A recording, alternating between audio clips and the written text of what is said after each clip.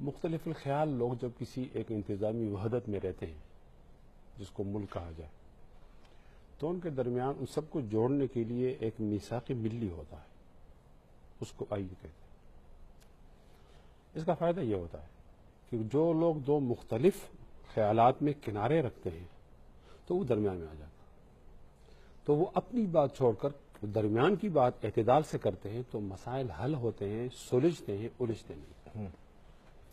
ہمارے یہاں سے یہ حقوق نسواں کی بات تو بہت عرصے سے جاری ہے، پروفیسر مشرف صاحب کے دور میں تھا۔ نہیں خیر اس کو چھوڑ دیں، یہ جو بل آیا ہے اس کے اوپر بنیادی اعتراض میں عرض کرتا ہوں، اس کے اندر یہ کہا جا رہا ہے کہ ہم نے تشدد کو روکا ہے، تو تشدد کا تو کوئی آدمی بھی وہ حمایت نہیں کرتا، تشدد غلط ہے، لیکن تشدد کو روکنے کے لیے آپ جو قانون سازی کرتے ہیں تو کیا وہ قانون سازی ہمارے معاشرے، ہمارے اقدار اس کے مطابق ہیں یا اس میں مغربی مصالحہ زیادہ ہے؟ ہمارا یہ خیال ہے کہ آپ کو ایک گولی کی ضرورت ہے تو آپ مریض کو 2 گولیاں کیوں دیتے ہیں؟ انہوں نے جو بل بنایا ہوا ہے وہ بل ہمارے معاشرتی اقدار کے مطابق نہیں ہے، یہ مغرب کے معاشرتی اقدار کے مطابق ہے۔ میں ایک علامہ اقبال کے ایک شعر کوٹ کرتا ہوں، اور اس لیے کوٹ کرتا ہوں کہ میں کوئی بات کروں گا تو کہ یہ مولوی ہیں جی، ان میں مذہبی انتہا پسندی ہے، ان کی بات کون مان سکتا ہے؟ اقبال تو ہمارے قومی شاعر ہیں، وہ کہیں اپنی ملت پہ قیاس اقوام مغرب سے نہ کر، خاص ہے ترکیب میں قومی رسول ہاشمی۔ اور میں سمجھتا ہوں کہ اقبال نے پنجاب اسمبلی کے لیے یہ شعر کہا ہے کہ جب آپ کچھ قوانین بنائیں گے تو آپ نے اپنے معاشرے کو دیکھنا ہوگا، آپ نے پنجاب کو دیکھنا ہوگا، اور پنجاب کے اندر ایک خاوند کو یہ اختیار ہے کہ اور بیوی سے پوچھے کہ آپ کہاں تھی، آپ دیر سے کیوں ہوئی۔ باپ کو اختیار ہے، وہ تربیت نہیں کرے گا، وہ پوچھے گا نہیں۔ آپ آزاد مادر پدر آزاد معاشرے کی تشکیل کیوں کرتے ہیں؟ معاف کیجئے، یہ ہمارے سوٹ نہیں کرتا ہے۔ دیکھو آپ جو سسٹم بنائیں گے نا اس سسٹم کا ایک نگران ہوگا، ورنہ ذمہ داریاں آپ متعین نہیں کریں گے پھر تو کام نہیں چلے گا۔ اسلام نے جو خاندان کی نشاندہی کی ہے اس کا سربراہ مرد ہے، عورت نہیں۔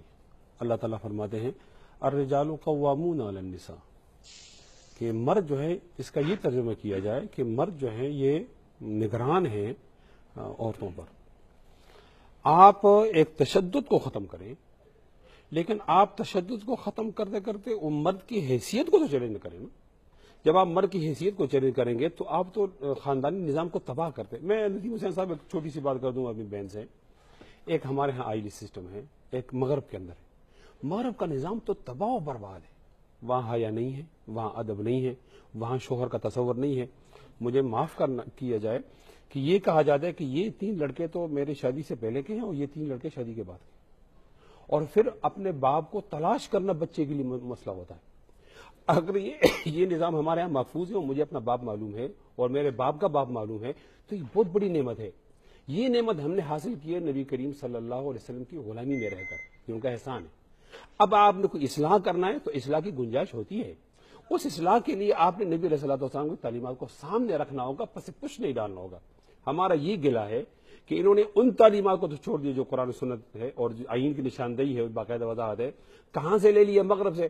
میں کہتا ہوں مغرب کے بارے میں اقبال نے 100 سال پہلے کہا تھا، اٹھا کے پھینک دو باہر گلی میں، نئی تہذیب کے انڈے ہی گندے، میاں نجار بھی چھیلے گئے ساتھ، بہت ہی تیز ہے یورپ کے رندے، میری بیٹی پہ ترس کیا جائے، رحم کیا جائے، اسے بھیڑی کے حوالے نہ کیا جائے۔ راشدہ بی بی کو تحمل سے سننا چاہیے کہ آپ نے اس کو کہاں سے اٹھایا، ماخذ، اور جس ماخذ سے اٹھایا وہ ہمیں میچ کرتا ہے۔ ہماری قرآن مجید کے اندر جب یہ موجود ہے کہ خاندانی تشدد کا کس طرح خاتمہ ہوگا تو پھر اس سے آپ نے فائدہ کیوں نہیں اٹھایا؟ اب میں گزارش کرتا ہوں کہ آپ نے خاندانی سربراہ کے کردار کو یا ختم کیا، خاندانی سربراہ کے کردار کیوں ختم کیا؟ آج بھی اس کو ڈالا جا سکتا ہے۔ میری یہ بھی رائے ہے کہ آپ نے جو بیماری تھی اس بیماری کے لیے 1 گولی دینی چاہیے تھی، آپ نے 1 گولی نہیں دی، زیادہ دے دی۔ ایک آدمی کا قبض کا مریض ہے اور آپ اس کے لیے جمال کوٹا تجویز کرتے ہیں تو وہ تو قبض تو کھل جائے گا، ساتھ وہ مر جائے گا، وہ تو زہر ہے نا۔ مریض کا اس کے مطابق علاج نہیں ہے۔ ہماری یہ رائے ہے کہ آپ قرآن مجید کی شقیں اس کے اندر ڈالیں، جو قرآن سے خلاف ہے وہ نکالیں، اس کو اسلامی نظریہ کونسل کے بعد بیچ کر پاک کر دیں، واپس لائیں۔ جہاں تشدد ہوگا، وہ کہہ رہی ہیں کہ آپ پوائنٹ آؤٹ کر رہے ہیں کہ کیا اس کو کیا جائے۔ میں نے نہیں بتایا آپ کو، میں نے یہ بتایا کہ خاندان کی سربراہ کی حیثیت مجروح ہو گئی، یہاں پر خاتون جو ہے وہ سربراہ ہوگی، اور ایک باپ اپنی بیٹی سے نہیں پوچھے گا کہ آپ اتنی آوارہ کیوں ہو گئی ہیں، ایک بھائی اپنی بہن سے نہیں پوچھے گا، وہ احساس ختم ہو جائے گا۔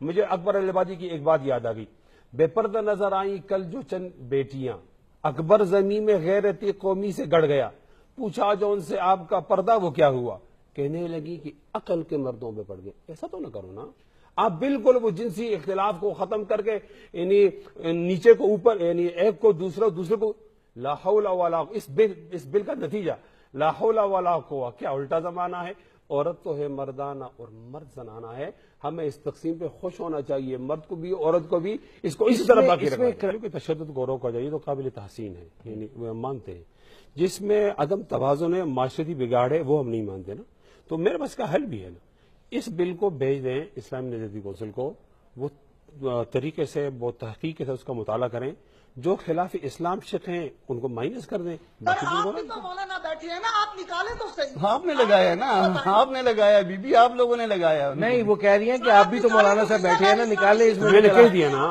میں نے کہہ دیا کہ اس میں اسلام کا جو ڈومیسٹک وائلنس کے ختم کرنے کا جو نظام ہے اس سے رہنمائی نہیں لی گئی۔ خاندانی سربراہ کے ڈیفینیشن کے اندر یہ مرد کو گھیرنے کے لیے کہ اگر جسمانی تشدد پر تاریخ پوری نہیں اترتی تو نفسیاتی تشدد پر آ جائے گا نا، یہ اس کو مستقل گھیرنا ہے اور عورت کو بالکل آزاد رکھنا ہے۔ مثال کے طور پر موبائل کے اندر کسی میری بیوی کو غلط میسج آ گیا، میں نے موبائل کھولا اور میں نے پوچھا یہ غلط میسج کیوں آیا آپ کو، یہ کیا کہہ رہا ہے، مجھ پہ تشدد ہوگا، نفسیاتی تشدد ہو گیا، اب میں پریشان ہو گئی ہوں، اب مجھے نیند نہیں آ رہی، تو اس کو